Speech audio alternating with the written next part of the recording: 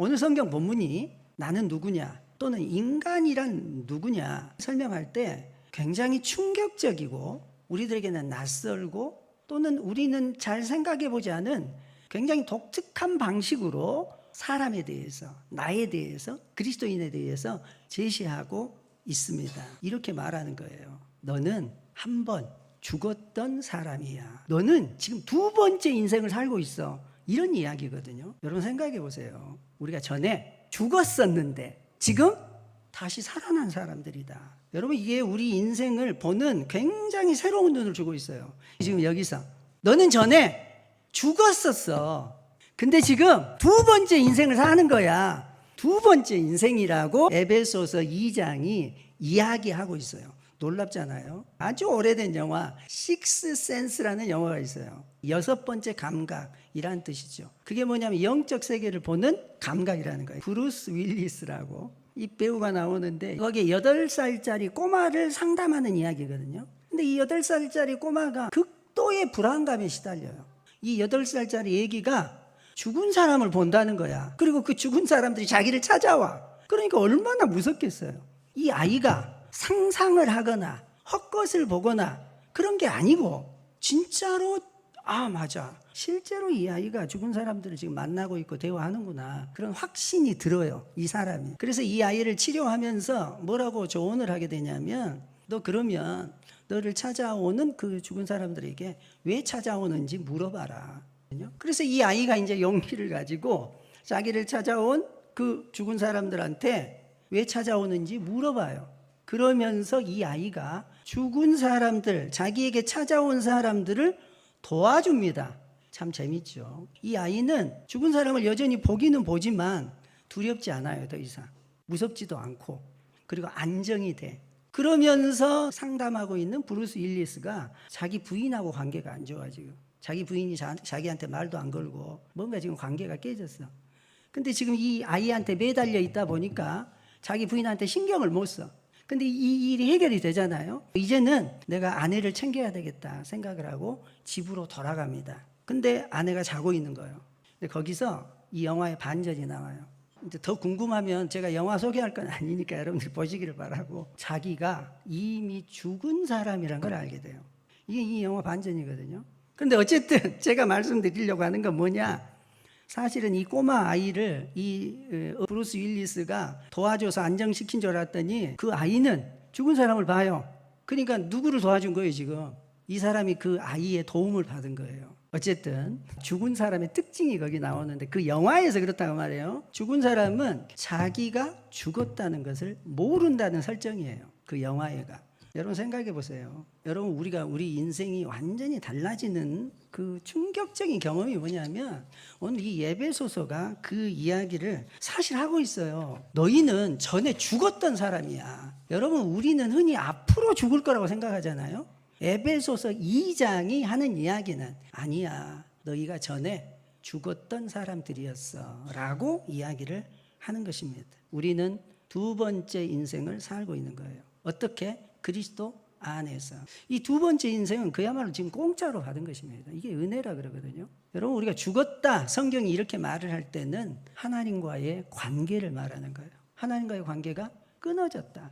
그래서 인간의 상태를 이야기를 할 때 에베소서 2장을 통해서 보면 하나님 저는 약합니다. 부족합니다. 연약합니다. 그것하고 차원이 다르잖아요. 우리는 병이 든 상태가 아니라 아예 죽은 상태 하는 것입니다. 허물과 죄로 인해서 죽었다 이렇게 말해요. 오늘 본문은 너희가 세상 풍조를 따르고 있다 이렇게 표현을 하거든요. 보통 많은 사람들은 나는 그냥 자유롭게 살아. 정말 자유분방하고 자유롭게 살아요. 자기 하고 싶은 대로 하면서 어디에 간섭 안 받고 산다는 거예요. 근데 이 사람이 진짜 간섭 안 받냐? 세상 유행에 엄청나게 민감해. 그래서 뭐가 유행하는지 그거 보고 그 유행을 따르는 거야. 여러분 이게 자유로운 거예요? 세상에 묶여 있는 거예요. 자기 자유라고 착각하는 것이지 사람들이 다 그걸 하면 그쪽으로 따라가고 유행이라 그러면 그걸 하고 여러분 사실 이것은 세상의 종이거든요. 자유로운 게 아니에요. 진정한 자유는 그리스도 안에 있는 줄로 믿습니다. 우리가 죽었다는 증거가 뭐냐? 육체의 욕심을 따른다는 것이 그 증거라고 말해요. 그래서 우리가 불순종하고 거역하고 그리고 항상 우리들에게는 어떤 재앙이 진노가 따라다녀요. 이게 우리가 죽었다는 뜻입니다. 우리가 화가 납니다. 화가 날 때가 있잖아요. 여러분들이 화가 나거나 짜증이 나거나 불평이 올라와요. 그럴 때 질문 하나만 해보세요. 질문 하나만. 화가 나네? 짜증이 나네? 불평이 올라오네? 근다고 내가 네 시키는 대로 할 줄 아냐? 한번 생각해 보세요. 화가 나면 우리는 무조건 화를 내야 됩니까? 짜증이 나요. 그러면 무조건 짜증을 내야 돼요. 섭섭해. 그러면 섭섭하다고 무조건 가서 말을 해야 돼. 하나님은 이런 상황에서, 예수님은 이런 상황에서 뭐라고 말씀하시나? 내가 주님을 주님이라고 이야기하는데, 여러분, 그래서 감정이 시키는 대로, 욕망이 시키는 대로 유치원들이나 그렇게 하는 거죠. 예수님이 뭐라고 말씀하시는지, 내게 무엇을 하기를 원하시는지 물어보면 돼요. 여러분, 사실은 이때가 하나님의 음성이 가장 잘 들릴 때예요. 여러분들이 계속 하나님의 음성 막 듣고 싶어 하는데, 정말 하나님의 음성은 여러분들이 막 화가 나거나 짜증이 나거나 뭔가 잘 안 풀릴 때, 그때 하나님, 나 짜증이 나는데 어떻게 합니까? 라고 한 번만 물어보세요. 하나님이 금방 대답해 줘. 어려운 말도 안 해. 여러분, 그리스도인이 된다는 것은 예수님이 나의 주님이시다라고 할 때, 그러니까 이게 죽은 사람의 특징이에요. 욕망이 시키는 대로, 자기 감정이 시키는 대로, 상황이 시키는 대로 살아가는 거. 대부분 그렇게 살죠. 근데 안 그럴 수도 있어요. 주님, 어떻게 해야 됩니까? 이것을 본질상 진노의 자녀였다, 죽은 자였다, 그런 뜻이에요. 죽은 자. 이 죽은 자라는 말은 지금 에베소서에서 너희는 전에 죽었던 사람이었다 이렇게 말을 했는데, 죽은 자라고 하는 것은 아무것도 할 수 없는 상태예요. 죽은 사람이 뭘 하겠어요? 나는 아무것도 할 수 없는 상태, 불가능한 상태, 그 상태에 있었던 것입니다. 오늘 성경이 그때 반전, 여러분 4절을 보면 긍휼이 풍성하신 하나님이 우리를 사랑하신 그 큰 사랑을 인하여, 할렐루야! 여러분, 정말 이게 우리가 교회 다니는 이유고, 예수님이 예수님인 이유고, 하나님이 하나님이신 이유고, 그 어떤 종교와도 기독교가 구별되는 단 유일한 이유가 바로 이거예요. 죽은 자 스스로가 회개를 하겠어요? 뭘 하겠어요? 죽은 사람이 아무것도 할 수 없어. 그 상태에서 그냥 하나님이 그 긍휼로, 그 은혜로 죽은 자를 일으켜 세우신 거예요. 이게 에스겔 37장에 보면 에스겔이 그 마른 뼈들이 골짜기에 가득한 걸 봅니다. 그냥 다 말라붙어가지고 뼈들만 남았어요. 그런데 하나님께서 그 뼈들이 뭘 할 수 있겠어요? 일어나가지고 회개를 합니까? 눈물을 흘리고 기도를 합니까? 그 뼈들이 뭘 하는 거예요? 하나님께서 그들에게 생기를 집어넣어서 살아있는 사람들이 됩니다. 그게 바로 우리의 모습인 거예요. 우리의 모습. 오늘 우리 여기에 지금 예배하러 앉아 있잖아요. 여러분, 주님의 은혜예요. 주님이 우리에게 생기를 주시고 생명을 주셔서 우리가 지금 예배의 자리에 있는 것입니다. 오늘 성경 본문은 이것을 긍휼이 풍성하신 하나님이 그랬어요. 우리의 하나님은 긍휼이 풍성하신 하나님이세요. 우리가 더디 믿고 오른쪽으로 가라고 했는데 왼쪽으로 가고, 앞으로 가라 그랬는데 뒤로 가고, 사랑하라고 했는데 괜히 아까 감정대로 행하고, 우리의 삶에 그냥 우리가 드릴 수 있는 유일한 기도, 그 기도가 뭐냐? 하나님, 우리를 불쌍히 여겨 주옵소서. 목사님, 저는 어떻게 기도할지 몰라요. 신음소리도 하나님께서 들으시는 줄로 믿습니다. 거기다가 우리가 할 수 있는 것은 그거예요. 하나님, 나는 기도할 수 없습니다. 기도도 못합니다. 나를 불쌍히 여겨주세요. 우리가 할 수 있는 최고의 기도예요. 이게 나를 불쌍히 여겨주세요. 하나님이 우리를 불쌍히 여기시는 거예요. 계속 성경을 읽어보면 그 긍휼이 어떻게 역사를 했느냐. 5절인데 허물로 죽은, 이미 죽었어요. 우리는 죄 안에서 죽었고 욕망 가운데서 죽었고 세상 따라가면서 산 것 같지만 좀비같이 살아가는 사람들, 의미도 없고 어떤 보람도 없이 그냥 그때그때 살아가는 사람들, 그들을 어떻게 살리셨냐. 허물로 죽은 우리를 그리스도와 함께 살리셨고, 예수님이 십자가에 부활하신 줄로 믿습니다. 그 부활하신 자리에서 예수님이 다시 일으킨 게 누구냐? 우리가 거기서 예수님과 함께 살아난 거예요. 성경이 그렇게 말하고 있거든요. 예수님 십자가에서 우리의 허물과 죄를 다 멸하시고 거기서 죽으시고, 예수님이 십자가에서 부활하심으로 우리를 끄집어내면서 살리신 거예요. 예수님만 살고 끝난 게 아니고 우리를 살리셨다 이 말이에요. 우리의 인생의 새로운 두 번째 인생은 예수님의 부활과 함께 시작된 것입니다. 그래서 성경이 말해요. 너희는 은혜로 구원을 받은 것이라. 6절 또 함께 일으키사. 그래서 항상 그리스도와 함께해요. 그리스도와 함께 살리고 그리스도와 함께 일으키시고 예수 그리스도 안에서 함께 하늘에 앉히셨다. 할렐루야. 여러분 우리의 두 번째 인생은 그래서 첫 번째 인생과 두 번째 인생에 완전히 다른 점이 있어요. 그 두 번째 인생의 다른 점이 뭐냐? 예수님과 함께거든요. 그분은 길이고 진리고 나의 생명인 거예요. 그냥 나의 생명인 거예요. 내 생명이 따로 있고 예수님이 따로 있는 게 아니고 주님이 내 심장이 되신 거예요. 주님이 내 피가 되신 거예요. 주님이 지금 내 생명이 되신 거예요. 이게 두 번째 인생이에요. 우리의 두 번째 인생. 그래서 그 다음 구절이 어떻게 이어지느냐. 이는 그리스도 예수 안에서 우리에게 자비하심으로써 그 은혜의 지극히 풍성함을 세대에 나타내려 하심이라. 자, 예수님이 내 심장이 되셨습니다. 예수님이 내 피가 되셨어요. 예수님이 내 몸이 되셨습니다. 그분이 그냥 나의 생명이에요.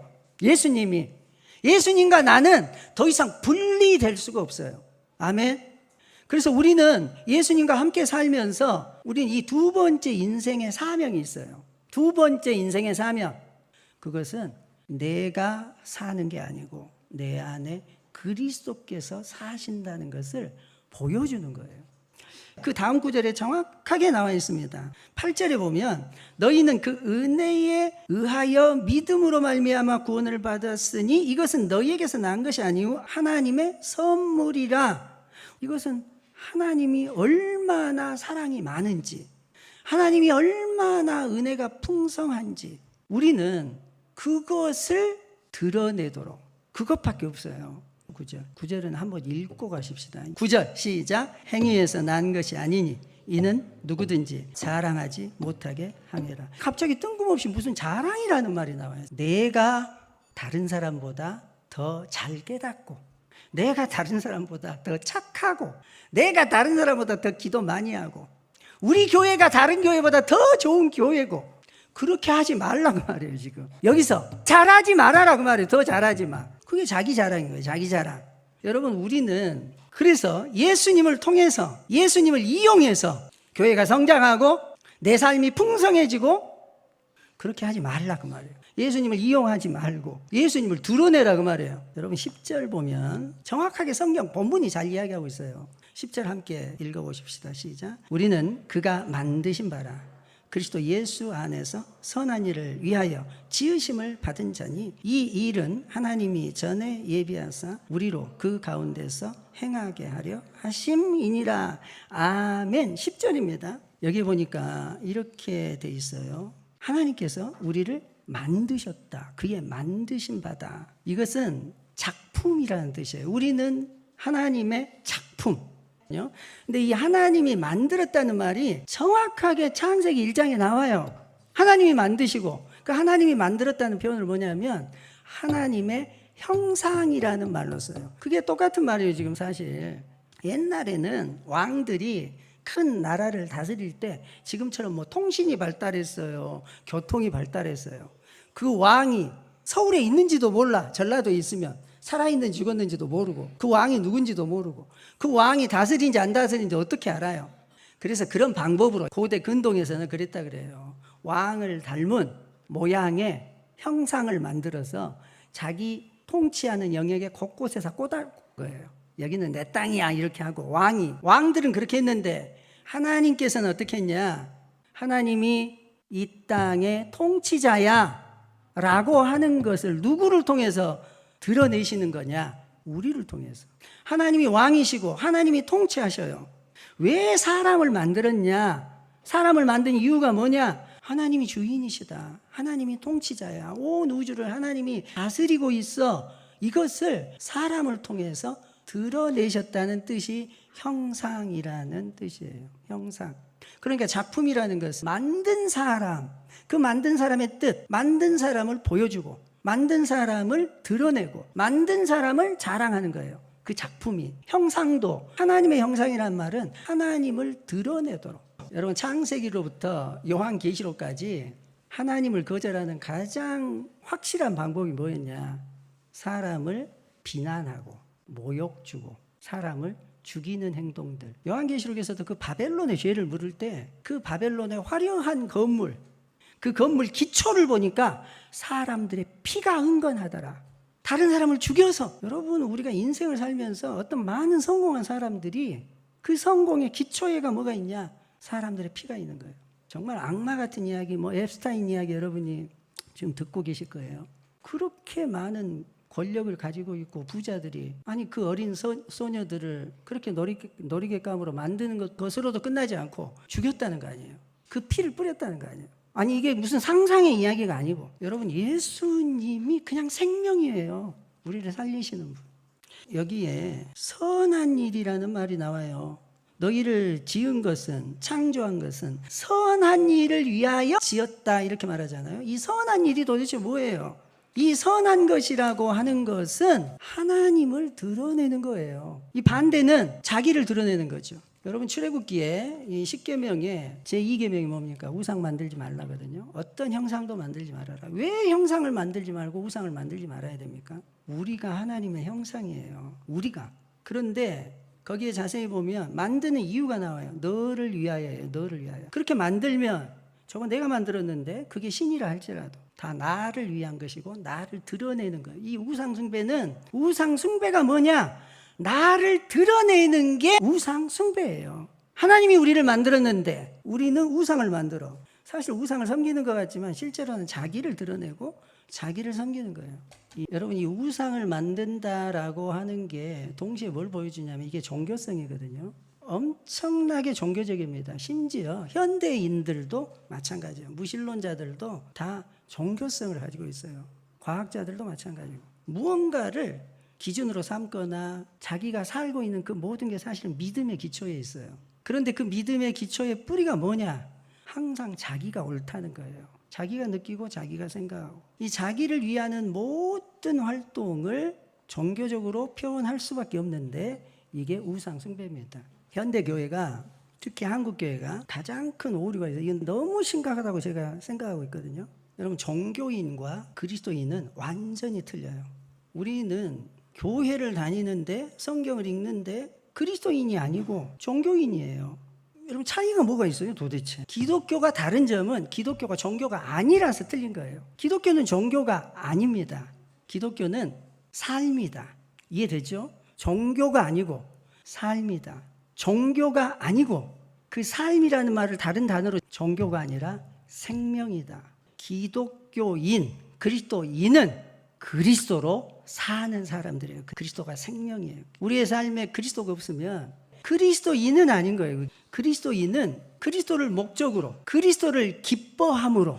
종교인은 어떤 사람이냐? 그리스도를 이용함으로, 나의 도구로, 나의 수단으로. 마치 알라딘이 요술 램프 가지고 다니는 것하고 여러분, 그래서 오직 그리스도인 거예요. 오직 그리스도. 이 오직 그리스도라고 하는 말을 정확하게 느끼려면 나의 자랑이 없어요. 나의 자랑. 내가 무엇을, 어떤 업적을 세우고 공로를 세우고 없다고 말이에요. 그게 깨져야 되는 거죠. 자기 자랑이. 오직 누구만 높일 수밖에 없느냐? 그리스도. 그리스도가 나의 생명이고 나의 기쁨이고 나의 삶의 이유고 나의 상급이고 우리 그리스도뿐입니다. 아멘. 더 좋은 교회가 돼야 되겠다고요? 그런 거 없다고요. 그게 우상이에요. 더 좋은 그리스도인이 되고 싶다고요? 그게 우상이라고요. 그게 종교심이에요. 그리스도가 영광을 받게 하고 그리스도가 자랑이 되고 나를 통해서 그리스도만 증거되는 거예요. 여러분, 예수님은 생명이기 때문에 생명을 보면서 감사하고 기뻐하고, 여러분 그게 특징이에요. 예수님이 역사하면 어떤 일이 있느냐? 옆 사람 보면서 감사합니다. 주님이 우리 안에 역사하신 것으로, 주님이 내 호흡이 되시고 내 생명이 되신 것으로, 여러분 즐겁지 않나요? 기쁘지 않나요? 그러고 보니까 내가 두 번째 인생이구나. 아멘. 첫 번째 인생에는 뭔가 이루고 싶은 것이 막 있었어. 두 번째 인생이에요. 그건 첫 번째 인생 끝났다니까요. 두 번째 인생은 내 피가 그리스도의 피네. 내 몸이 그리스도의 몸이야. 내 호흡이 그리스도의 호흡이고 내 생명이 그리스도구나. 여러분 너무너무 놀라운 이야기예요. 이게 짜증내고 화내고 그럴 시간이 아까워 한숨 쉬고. 아니 왜 두 번째 인생을 옛날에 첫 번째 인생 같이 살아가요? 옛날에 나는 죽었다. 옛날에 나는 죽었다. 옛날에 나는 죽었다. 나는 그리스도 안에서 다시 산다. 그리스도와 함께 내 생명이 예수 그리스도고 내 피가 예수 그리스도고 내 몸이 예수 그리스도야. 할렐루야.